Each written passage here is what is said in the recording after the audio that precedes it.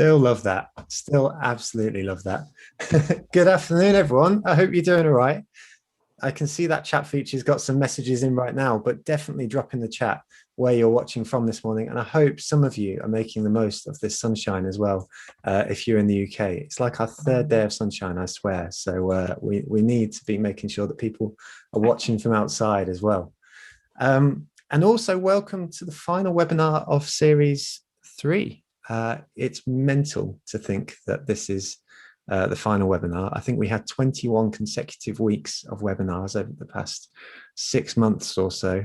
And to put that into context, then when we did our first webinar, it was -3 degrees outside in the UK, and my wife was 7 months pregnant, and we now have a 4-month-old at home. So it's been a time, and it's been such a privilege to share it all with everyone who is now popping their messages in the chat feature. So honestly, thank you all so much for sharing this journey over these past 6 months. It's been an absolute privilege to share it with all of you.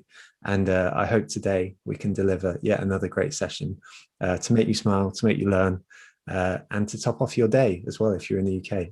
For Adele, it's like 8 o'clock in the morning, which is mental. So today's going to be a success if we hit 3 points. And I say this every week, but I think there are 3 good points to aim for. The first is that you learn something new, or you have your perspective changed. And I think today, hopefully, there'll be especially on the perspective changed element of things. I think we're going to hit that quite nicely. The second feature, the second thing that we want to do today is keep that chat feature alive. So I can see there's already 48 messages that have come in now, but I want so many more throughout the duration of this session. Last week we had I swear 48 messages in a minute at the end of it. It was ridiculous. And that makes it so special because this is an opportunity for you to get to know each other as much as it is to learn something new. So do take that opportunity to say hello to everyone in the chat and switch your messages to all panelists and attendees so that everyone can see your chat messages, not just Adele and I, because as much as we want to, then we want everyone to see your messages. And then finally, I'd really appreciate your help sharing the marketing meetup wherever you are, because that's how we grow. You know, we don't put a lot of time into paid advertising or anything like that. The marketing meetup grows and helps more people by you sharing the message about this useful resource, this community that is there for each other and there to help marketers learn, grow, get better together. So those are the 3 points. But more importantly, I need to introduce today's guest. And today, Adele Revella is our guest, and I am thrilled to bits to have her here today. She is the CEO, founder of the Buyer Persona Institute, and is someone who has literally written the book on buyer personas. And if you want to Amazon that or Google that, it's how to gain insight into your customers' expectations, align your marketing strategies, and win more business. You need to check it out. She is a global speaker on buyer personas, and perhaps more tellingly, when I announced the schedule for this season, then the amount of people who came up to me and said, Adele's amazing, and I've actually used her work, then you don't, I mean, obviously all our speakers are amazing, but you don't get that many people come up to you and say that. And I think that's really, really telling on a career well spent for Adele. Needless to say, Adele knows what she's speaking about when it comes to personas, which is just as well, because I think as a tool, personas can be phenomenally useful, but they can also be potentially damaging if they're done wrong. And there's a lot of opportunities to do them wrong. So with that in mind, today we're going to spend a little bit of time investigating how to do them right, what it's all about, and also answer your questions. We do that in the chat feature, in the Q&A feature, sorry. And what you need to do is you need to wiggle your mouse, and you'll see down the bottom there is a Q&A button. Drop your questions in there, and at the end of the presentation element, we'll get to lots and lots of questions, lots of your questions on how we can make sure we're building better personas. Before we finish the introduction, one last thing to do is thank the sponsors. And at the end of this webinar series, which has been as I say, 6 months in the making, it's just so important to say thank you once again to them. If it wasn't for them, we wouldn't be able to do what we're doing as much as it is for the community, turning up each week. So the featured sponsor this week is Cambridge Marketing College, which I think can be summarized in a sentence by saying they're the loveliest people, and if you need marketing qualifications, go to them. But we've also got our other sponsors who each week get a mention. So we've got Geosk, Impression, Content Cow, Pitch, Fiverr, Redgate, Brand Recruitment, Gravity Global, and Third Light. My one ask, especially because it's the last webinar of the series, is if you could take the time to say thank you to all the individuals who will be linked in the follow-up email to this event, and just say thank you for supporting the marketing meetup. Honestly, it goes so far. The power of a thank you cannot be overestimated. So that's me done. That's my introduction done. Adele, thank you so much for being here, and it's over to you. Right. Thank you so much. Wow, what a great group you've got here. And I couldn't be more delighted to be here. When Joe asked me, I'm like, yeah, sure. I mean, anytime I can show up and talk about buyer personas, I'm in. And then he said, well, we'd like you to start with a few slides and a presentation. I'm like, oh, okay, so I'll do that. But I hate PowerPoint. And so I'm gonna use these first few minutes at Joe's insistence to hopefully address some of the questions that you might all have. That's really my goal in the intro, is to sort of dispel some of the mythology around buyer personas. But honestly, what I really want to do today is answer your questions. So as I go through this right now, I'm going to try to keep this brief. I can talk for days, hours, weeks about buyer personas. I'm still going to keep this just as tight as I can, because I don't want to bore you guys with PowerPoint, but I do want to help you get some of the fundamentals, because frankly, there is so much confusion about buyer personas. I mean, the number one thing I hate is that if you Google what is a buyer persona, it'll come up and say, probably you'll get a link that says it's fictional depiction of your buyer or semi-fictional. And oh my gosh, that is the stupidest idea on the planet. Why would we build strategies around anything fictional? We need the truth. That's what we do this for.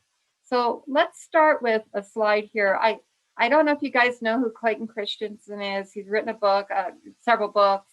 But what I love about this, because he's not a buyer persona guy, but he really says, it's talking about personas here when he describes himself 6'8". Oh my gosh, this is a tall guy, size 16 foot. He's got all these personal details, but the key quote here is, none of these attributes have caused him to go out and buy the New York Times today. And we, as the first myth we have about buyer personas is that we think that they're about describing our buyer. And what kind of car they drive, whether they have children, how tall they are, male, female, just ridiculous stuff that doesn't help us figure out how to market to these buyers, market what we're marketing. And so the first thing I want to say to you, the most important thing I have to say to you today, is that a buyer persona does tell you who your buyer is, but more crucially, it tells you how, when, and why they decide to invest in a solution like this. And, honestly, I'd give up the who part altogether just to understand and get inside this buyer's mindset about what happens in the moment when they decide to buy from me. And then how do they decide whether to buy from me or somebody else?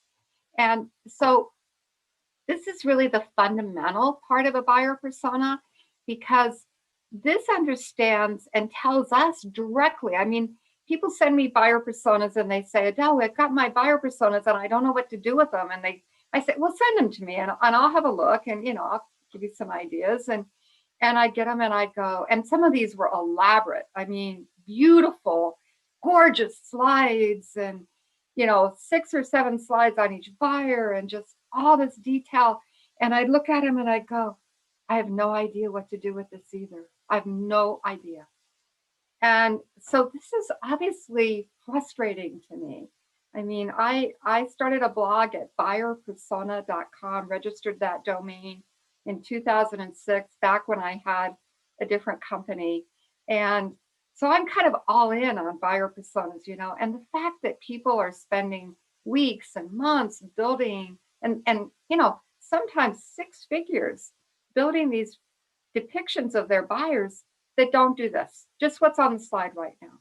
So we need to understand our customers' needs, their expectations when they're buying, because that's when they're willing to pay attention to us. Now, you know, we could, and I'm happy to do this if we have time in the Q&A. If somebody's interested in this, ask me a question about, well, but what about before they're buying? And I'll talk about that.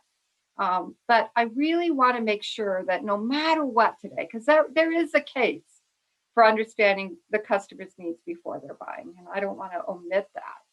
But the most crucial thing we have to do as marketers, because it's closest to revenue, the closest to revenue we can get, the most we can do to satisfy our companies, our clients' objectives in the near term, is to understand the customer's needs when they're buying, and to understand their needs at each of these 5 steps.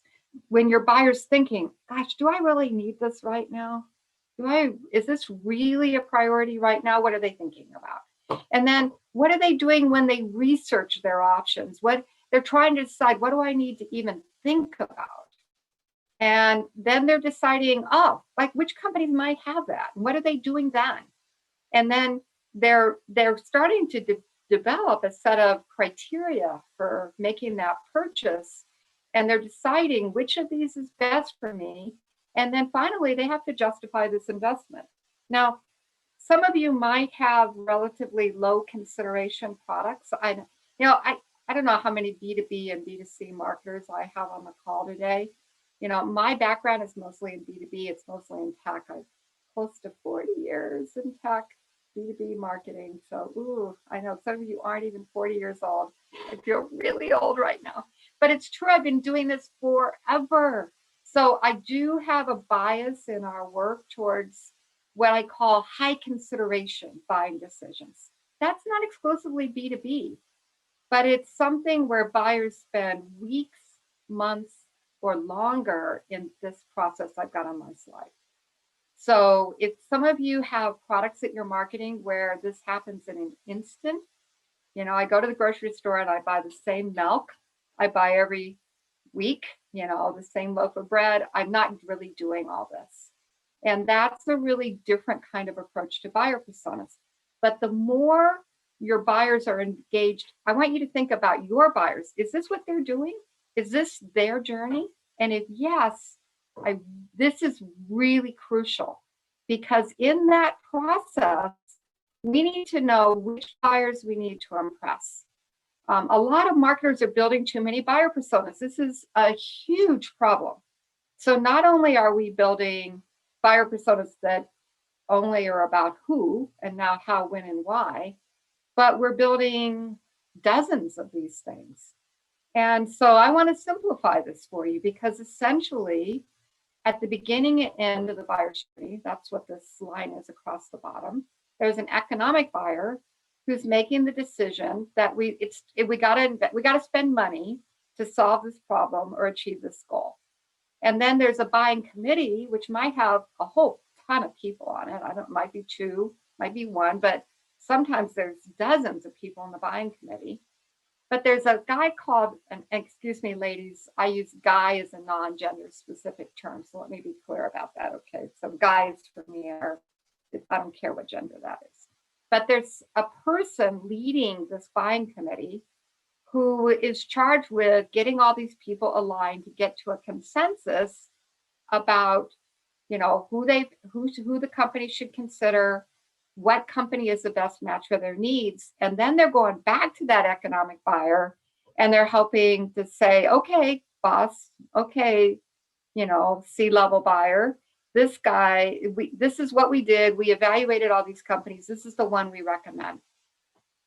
And so the first thing is to, when you're building your personas, to stop thinking about, you know, like necessarily all those demographics, you know, job title, industry, company size, geography, and or I don't know whether they're married or have kids, and really focus on knowing who in your business you need to impress. And if you can net it out for simplicity's sake to the economic buyer and your lead evaluator, then you're going to do a lot to forward your goal of being effective at answering their questions through this journey and looking like the right solution for them. Then what you need to know is, what resources do they trust? Because honestly, guys, I mean, this is the other thing, right? Like, the reason I'm so fanatical about buyer personas, one of the reasons is that we are spending so much time building stuff, that buyers just don't pay any attention to. And so you're when you really net it out to this understanding your buyer's needs throughout their journey, you're going to see that that economic buyer, that C-level buyer that you've been trying so hard to impress, he's mostly dependent on his peers.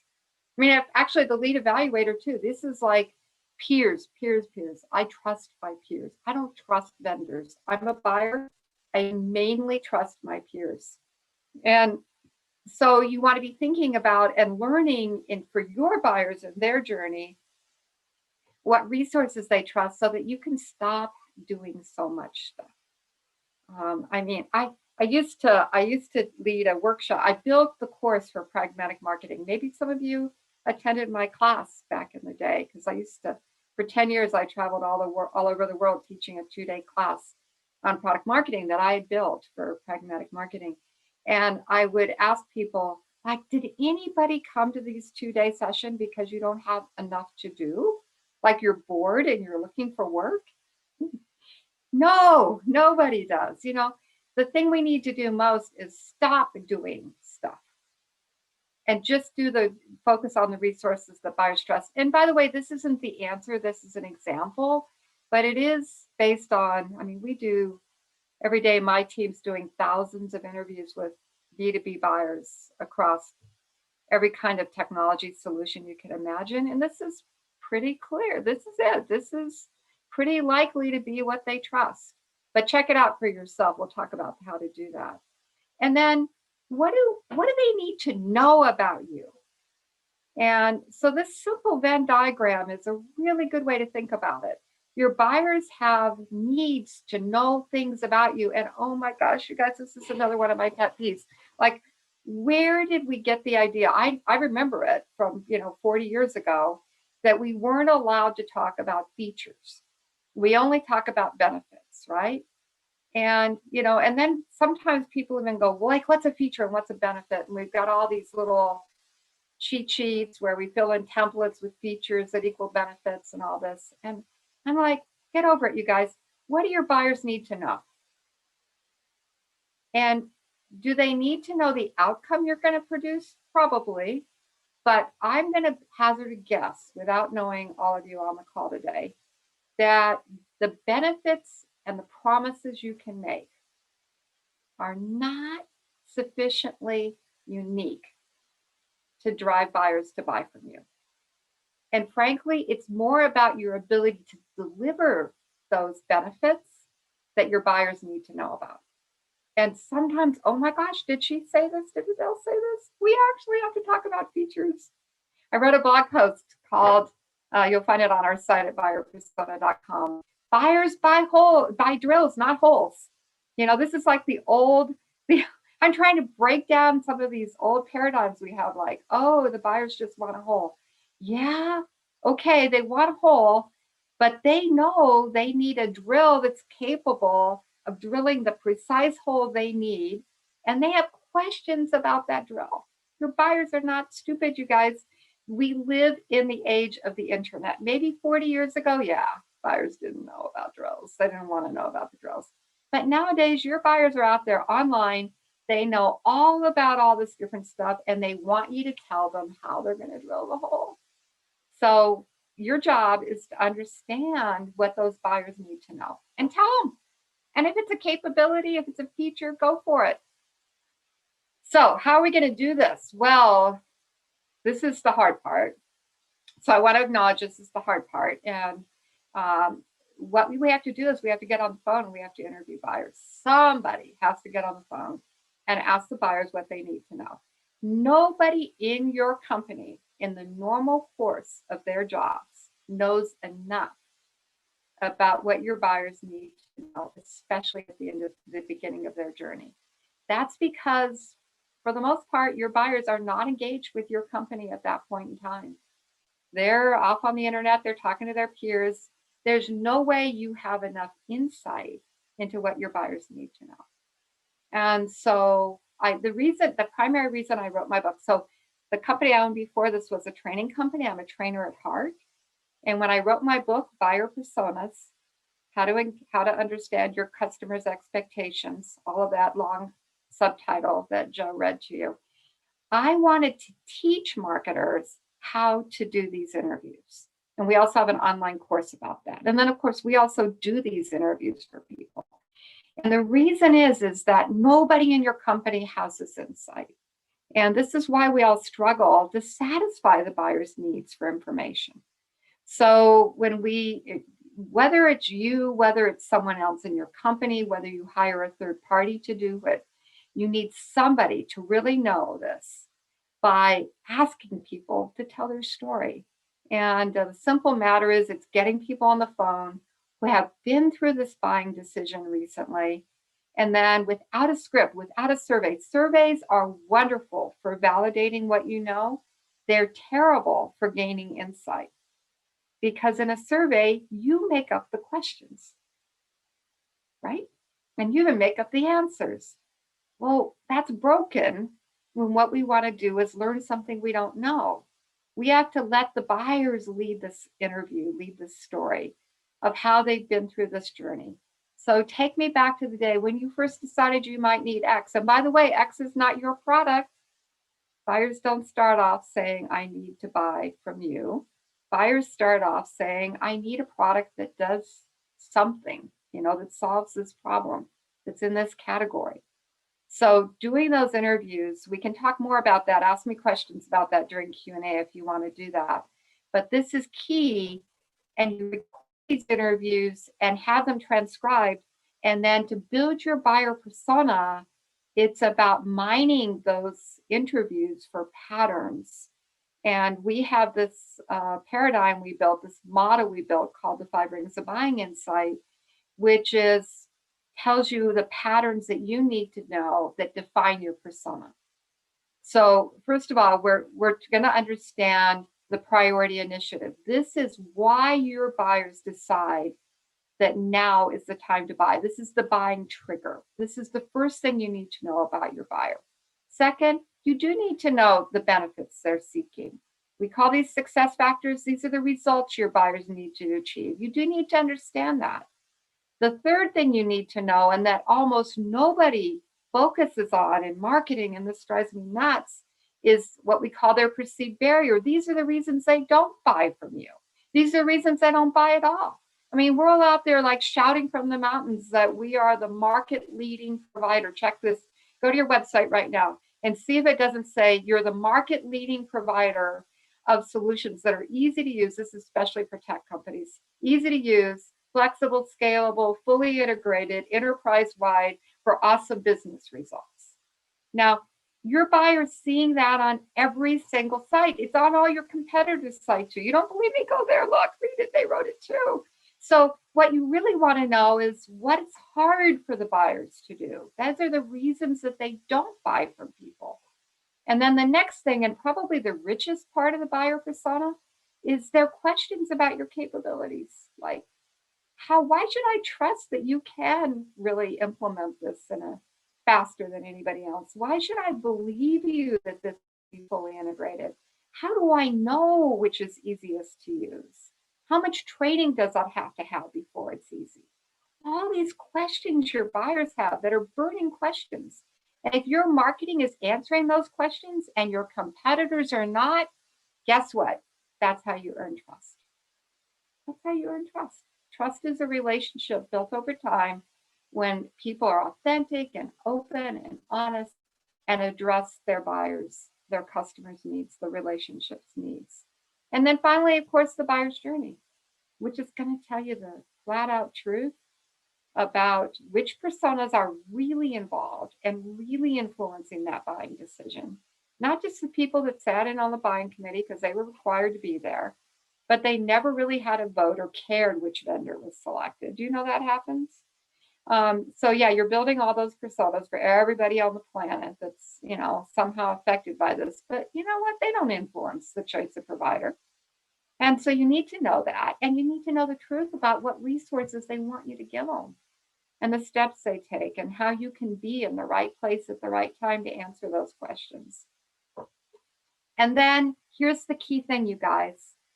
If you do all this work and you understand these 5 categories of insight about your buyer persona, and oh my gosh, it's the same regardless of geography or industry or company size or job title, you only have one persona. If it's different based on industry or company size, you have multiple personas. That's the answer. So we don't care about demographics, we care about differences and what the buyers need to know before they'll buy from us. That's what we should care about. Because we can go out, otherwise we're gonna have 100 personas and we're not gonna know what to do with them. Okay, so key points. We gotta know not only who our buyer is, but how, when, and why they buy. We call these buying insights. And when you have this, honestly, you guys, it's like cheating. It really is. Because you're gonna get the whole list. Is cheating okay to talk about, Joe? Yeah, we're gonna have the whole list of everything we need to talk about, we need to do, we need to say in order to have this buyer go, oh my gosh, these guys, like, they're the answer to my dream. Where have you been all my life? Okay, so I'm gonna pause here. And I think I've been talking enough and I wanna hear your questions. And yeah, there's a cute little promotion for my book, which by the way, you guys, I get 80 cents every time you buy a book because Wiley owns my book, they published it. And so, you know, I'm not here to sell books. But I am here to make sure that, and that's my dedication. When writing a book was the worst year of my life, even worse than the pandemic, honestly, even worse than being under quarantine was writing this book. I hated it, but I did it. And at the end, Wiley came back and they said, well, you need a dedication. Like every book needs a dedication. And I was like so tired. I'm like, okay, I'm going to dedicate this book to everybody who questions the wisdom of making shit up. And they said, no, you can't say shit. And I said, okay, stuff. I question the wisdom of making stuff up. But, you know, if that's you, then, you know, I'll take your 80 cents. Thanks. Thanks, Joe. I love that so much, Adele. Thank you so much for that. That was, I mean, not only was that wonderful as an introduction, as a myth buster, it was so blooming pragmatic. I love your tone and I love how you presented that. So there's a lovely comment here from Cheryl who says, oh my God, I love her. So I think that pretty much sums it up. So thank you so much. There's some wonderful questions already open. What I would encourage everyone to do who's watching in right now, and I've got a suspicion that there's probably quite a few people watching in from their garden on their phones right now as well, is to give a thumbs up to the questions that you would like answered first, so we can make sure that we get through those in the most orderly fashion, and you know, make sure that you get the most out of this time as well. Some of the questions have been answered in the duration of the presentation, so I'll do my best to miss those out, but it may also be an opportunity for you to rephrase your answers as well, Adele, and sort of really emphasize any points. So the first one comes from Nihal, who actually says, do personas change over a period of time? And if yes, do we need to go through the entire process again and again and again, or do they? Yeah, that's such a great question. And I see that a lot right now, and people are particularly wondering about it because of COVID. And of course, you know, we've continued to do interviews for our clients through COVID. And I would say personas change, but they don't change as rapidly as we think. And it takes something phenomenal, you know, like a global pandemic, I mean, it takes something big and obvious to cause them to change. Mhm. So it's not like they're changing and that's hidden from us, or it's going to surprise us if they've changed. You're going to notice if you need to go back and interview your buyers that something has changed. Mhm. And so I really, I mean, when I started this company, I thought, oh yeah, we'll have to set people on a subscription and do interviews all the time. And people think that, and it's really not true. So they change, but they change because something quite obvious has changed. Huge change in the technology. I'm sorry for all the tech stories, but I'm so tech focused. So many of our clients are tech, but huge change in the way the options buyers have to solve the problem or their problem. It's the way they define the problem. And I think there's quite a bit of consensus that COVID didn't cause change, it accelerated change. Yeah. It accelerated changes that were already happening. Now, there's certainly instances where it caused change too. I mean, we were doing work for a restaurant business when last March 2020, we were just about ready to launch a study into the restaurant industry and and that was it was a debacle. So yeah, there's instances where but it's pretty darn obvious. You don't need to go do interviews to tell that changed, right? It's really clear.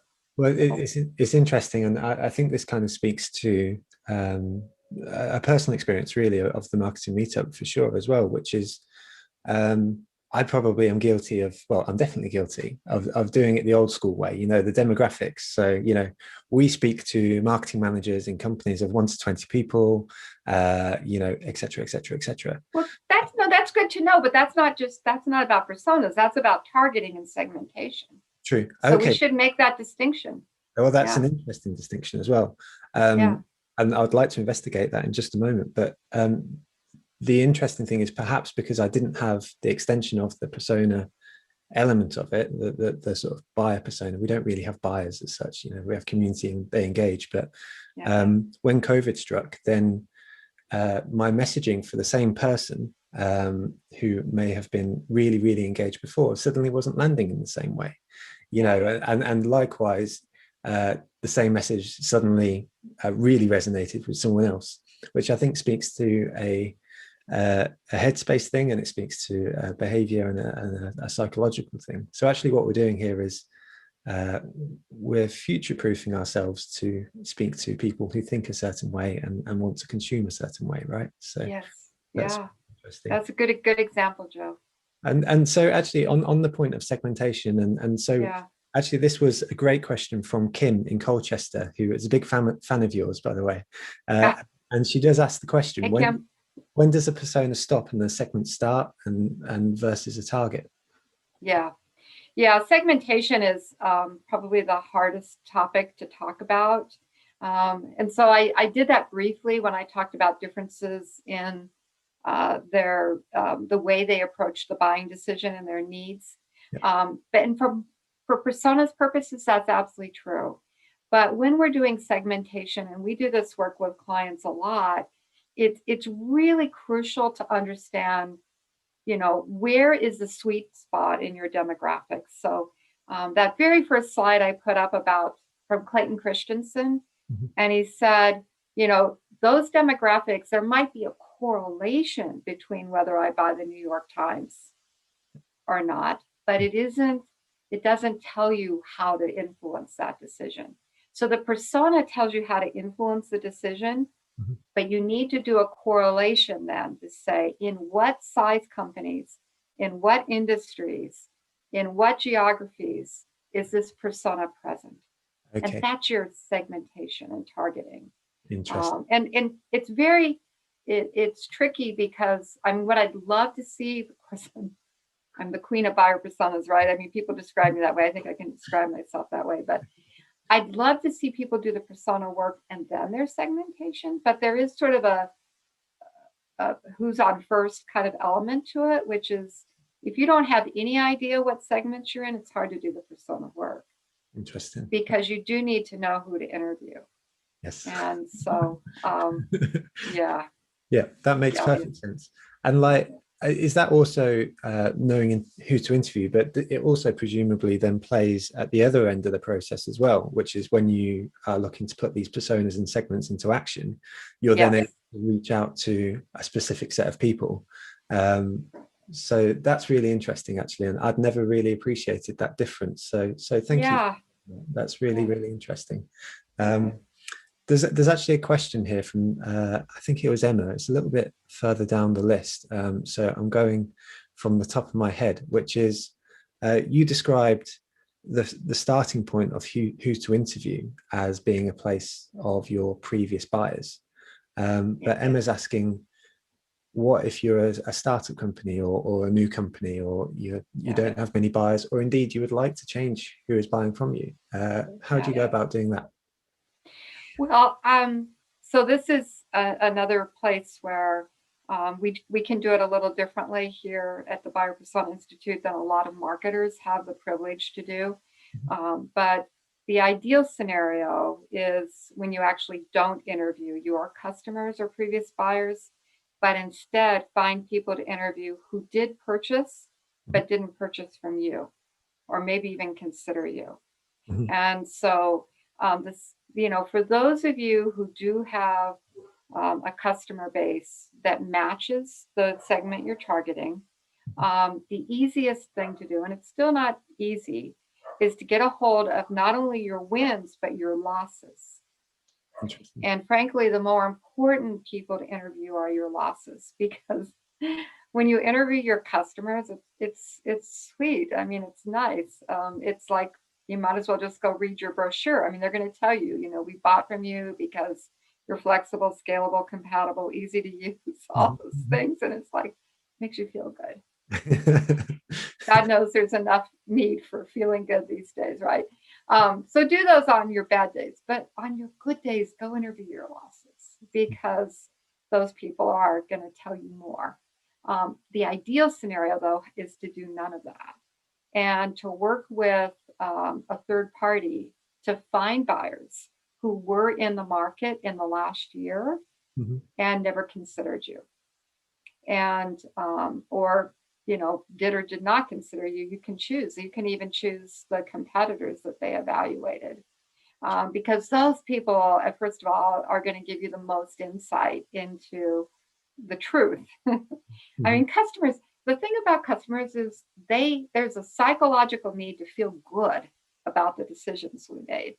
And unless there's been something tragic happen after that decision, like the implementation really went poorly, they're going to tell you the things you already know about yourself. So, my passion is for learning what I can do differently to win the buyers who didn't buy. And that's how you have to do it. So for those of you, you can Google qualitative research recruiters.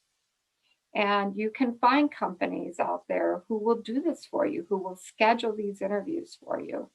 And it's somewhat tricky to work with those companies and get the right people on the phone. So this is not something I really recommend for everybody, but it is the only way to do that. If you're a startup, you're approaching a new market, or frankly, for anybody that just wants to know the truth about how a market full of buyers thinks, that's the best. That's the way to do it, Joe. That's really interesting. There's a few comments here that have come through, but I like this one from Bob, who says you should always have a sales run on a win-loss interview. So, like actually taking the time to speak to those, but actually a third party makes even more sense. Well, let me comment on that. If the salesperson is on the call, the buyer won't tell you the truth. Interesting. Yeah, no, and especially about perceived barriers and objections, and especially if it's a loss, because the buyers have built up, if it's a win, the buyers have built up a relationship with that sales guy, and they want him to look good. So they're going to really feed you the good stuff there. You're just going to be drinking Kool-Aid the whole time. Sorry, I don't know if I'm the only one that's old enough to know what drinking the Kool-Aid means. No, you're good. You're good. Yeah, but it's really, you're not going to learn anything new if the salesperson's on the call. So I know, but the issue is, and that's why we don't usually recommend win-loss unless you've got That's why we don't interview from win-loss lists, is because salespeople don't really want marketing, the t-shirt department, talking to their customers. So it's tricky, but yeah, having a salesperson there, you're not going to learn anything new. And if the salespeople that didn't, or the buyers that didn't buy from you, won't even take the call if your salesperson's there, and they won't be candid with you, because salespeople are going to then try to overcome their objections and try to sell them again. And that's the last thing this interview is about.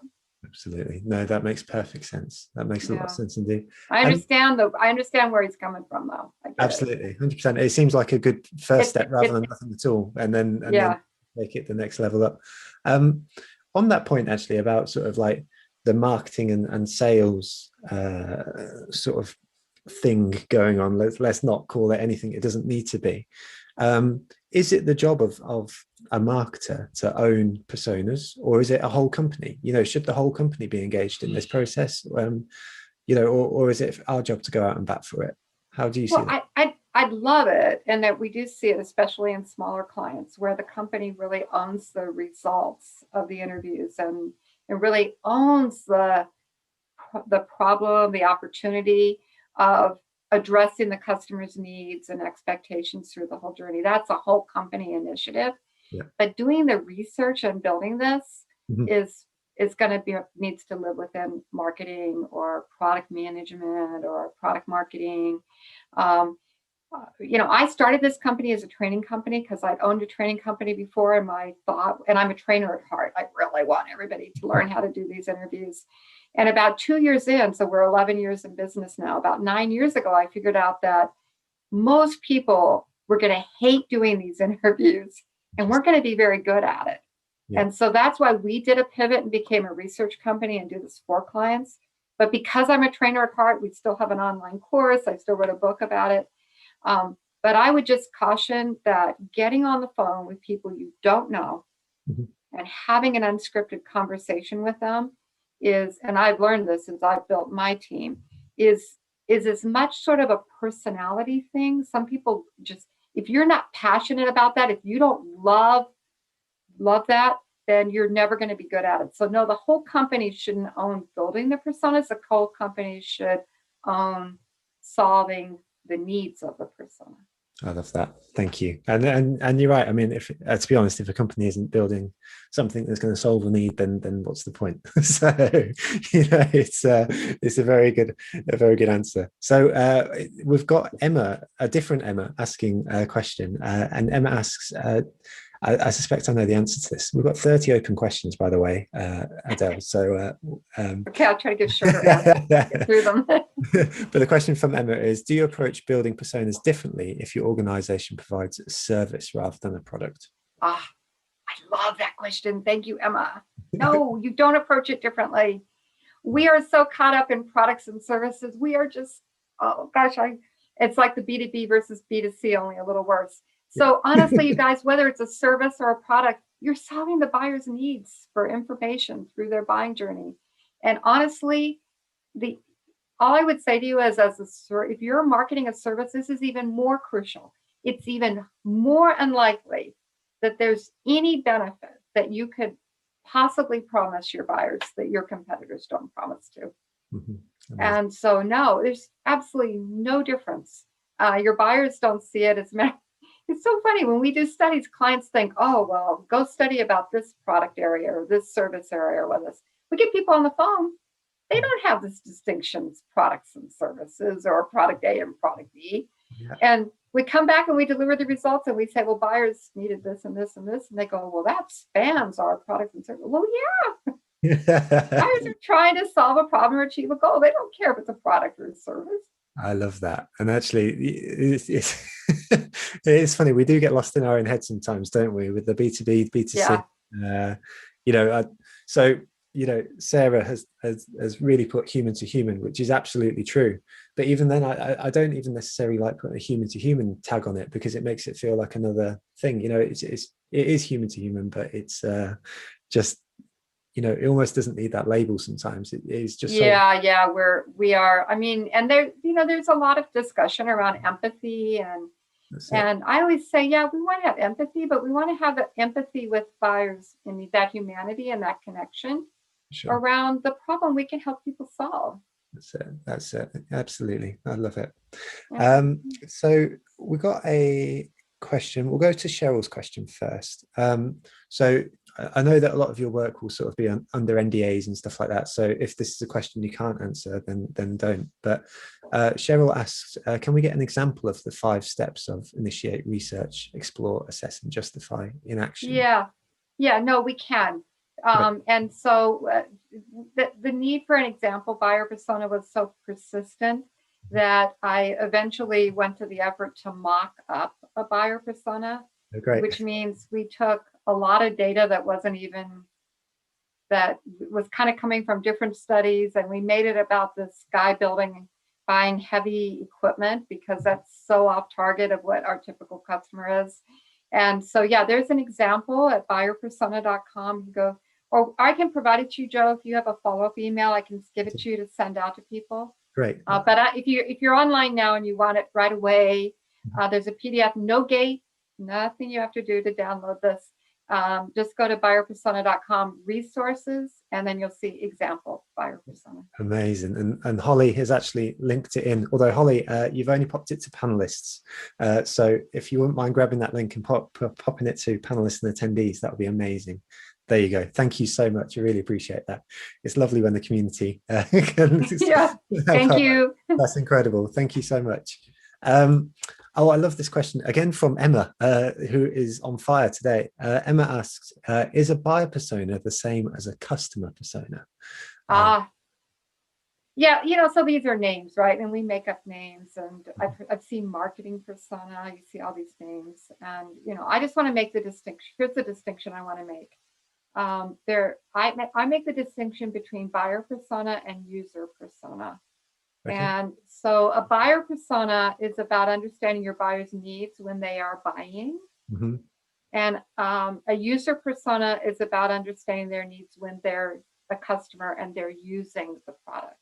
Okay. And they are a completely different phase of your buyer's journey. It could be the same person, maybe not. Sometimes users get to buy, sometimes sort of gifted to them by their organization. Good news, we just bought XYZ ERP technology that's too complicated to use, but go for it, friend.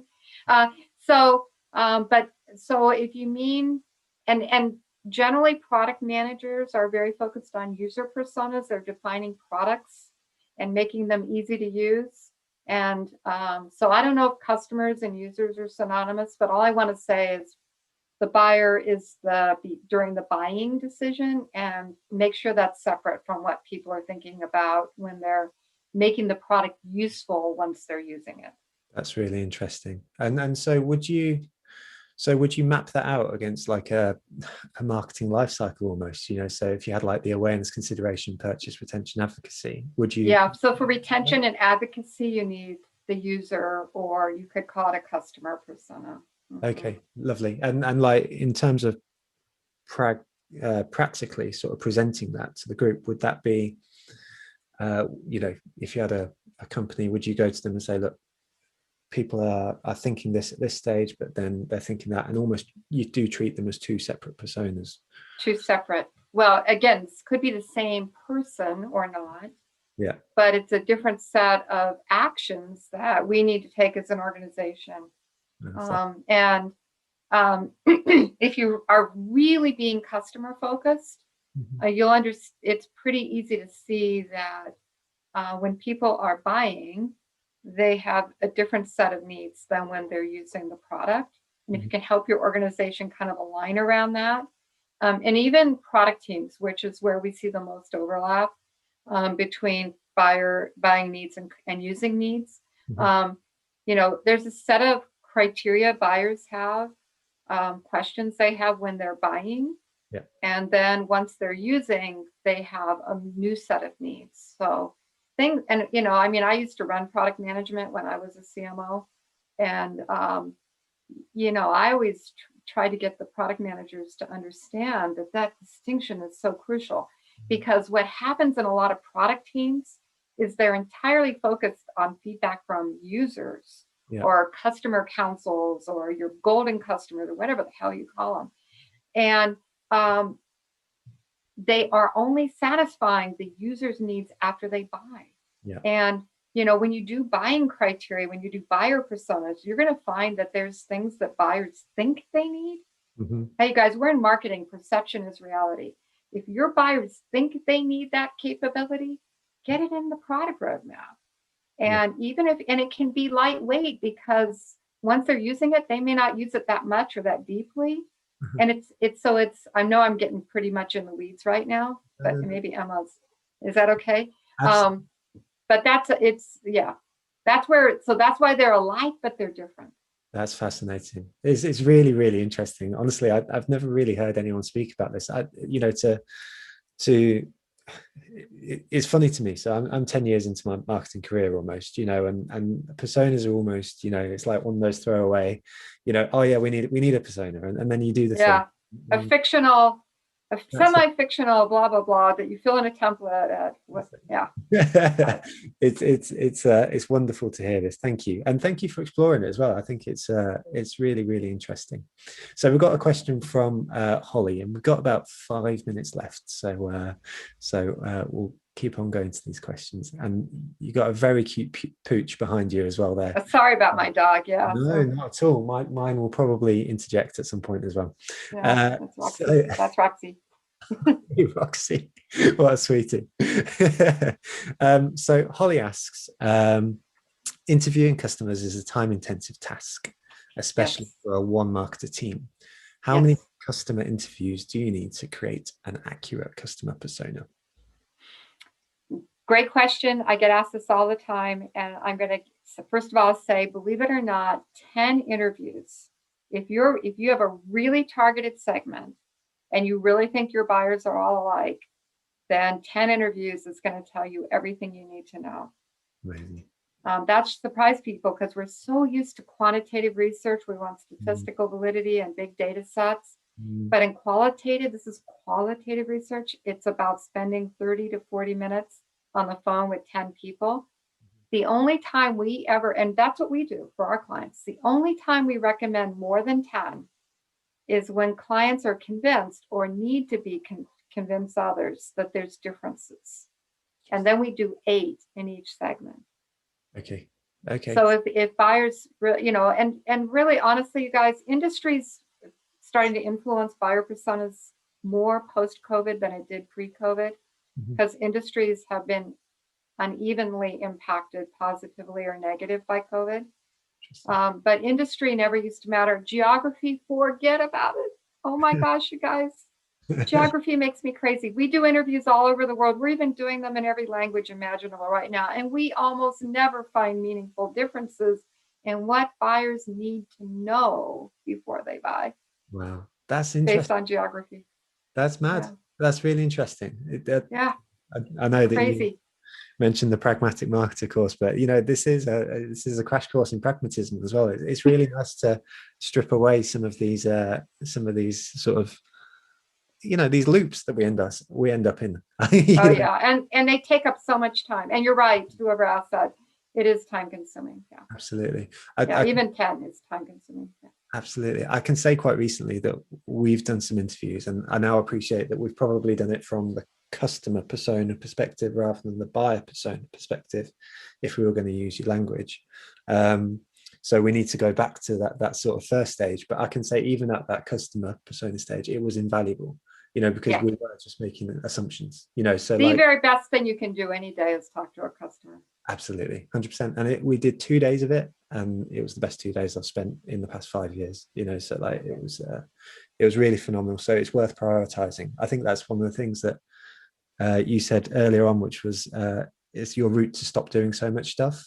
And as marketers, I think we'd like to do less stuff, so that'd be quite nice.